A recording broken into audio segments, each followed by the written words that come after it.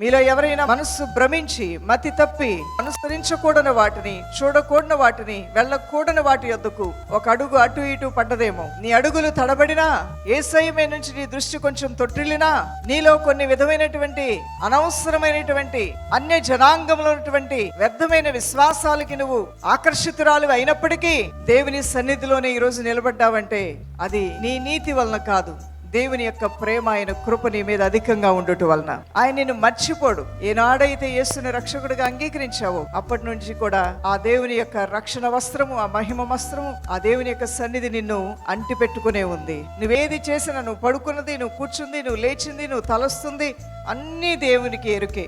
ఆయనకి మరుగుపరచబడింది నీ జీవితంలో ఏదీ లేదు. మన గురించి మనం చెప్పినా చెప్పకపోయినా, మన కన్నీరేంటో, మన బాధలేంటో, మన వేదనలేంటో, ఒంటరిగా కూర్చొని నువ్వెంత శోధింపబడుతున్నావో, నువ్వనేక విషయాలు ఎవరికి చెప్పుకోలేక నీ అంతరంగంలోనే, సంఘర్షంలోనే ఎంత ఒత్తిడికి లోనవుతున్నావో, ఇవన్నీ కూడా నీ దేవుడు నిన్ను చూసి చదివేశాడు. దేవుని బిడ్డ, నువ్వెంత దూరంలో ఉన్నా సరే నీవు దేవుని నమ్ముకున్న బిడ్డవు కాబట్టి, మరి ఆయన సొత్తు కాబట్టి, నిన్ను కూర్చున్న ఆలోచన ఎప్పుడూ కలిగి ఉంటాడు. నువ్వు అడిగినా అడగపోయినా, నువ్వు దైవ కార్యాల గురించి యోచించకపోయినా, నీ జీవితం మీద యేసయ్యకి అధికారం ఇచ్చావు కాబట్టి ఆ అధికారం కొలది నీ జీవితంలోనికి ఆయన దిగివచ్చి నీ హృదయంలో ఏముందా అని నిశ్చితంగా పరీక్షించి పరిశీలిస్తాడు. ఎందుకు నీ గుండెలు బరువెక్కాయి? ఎందుకు నీ నోట నవ్వు లేదు? ఎందుకు నువ్వు దిగులుతో ఉన్నావు? దేనివల్ల నువ్వు ఎందుకు చింతపడుతున్నావు? నీ చింతకు గల కారణం ఏంటి? నీ కన్నీటి ప్రార్థన గల కారణం ఏంటి అని తెలుసుకోవడానికి ఎన్నోసార్లు నీ ఇంటికి యేసయ్య వచ్చాడు. అందువల్లనే ప్రతి క్షణము నీ జీవితంలో పెను తుఫాన్లు వంటి శోధనలు వచ్చినప్పటికీ కూడా అన్నిటినీ తాళుకోగలిగావు, అన్నిటినీ తట్టుకోగలిగావు, అన్నిటినీ జయించగలిగావు.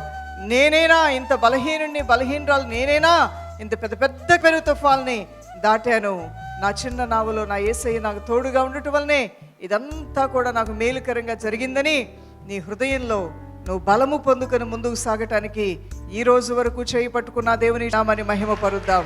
దేవుడు కృపగలవాడు, ఆయన మంచివాడు, ఆయన గొప్పవాడు, ఆయన ఎవరికి కీడు చేసే దేవుడు కాదు. అటువంటి దేవునితో నువ్వెప్పుడు కూడా ఫ్రెండ్షిప్ మెయింటైన్ చేయాలి, రిలేషన్షిప్ మెయింటైన్ చేయాలి, ఫెలోషిప్ మెయింటైన్ చేయాలి.